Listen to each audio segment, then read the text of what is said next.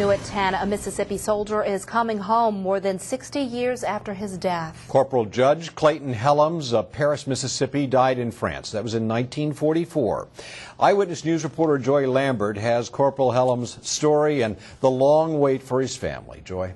Well, Cameron, Corporal Hellums was killed by enemy fire during World War II.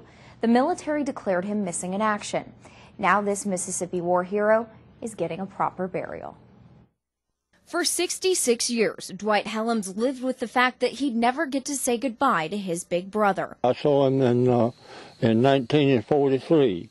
I was aboard ship in San Diego, getting ready to go overseas, and he was stationed out at Indio, California, out there in the desert. Breakfast at 6 a.m. That was the last time he ever got to see him. Corporal Judge Clayton Hellums was shipped to France a few months later. On October 9, 1944, he volunteered for the mission that would ultimately end his life, attacked by Germans in his tank destroyer. The military indicated that there were no recoverable remains due to the intensity of the blast and resulting fire.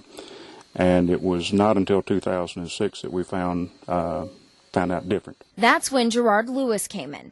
He found Hellums' ID bracelet in a forest in France. The Army probed the area and excavated Hellums' remains along with another soldier, both killed in the tanker attack. My uncle left a hole in the family puzzle, and this last piece has now been placed.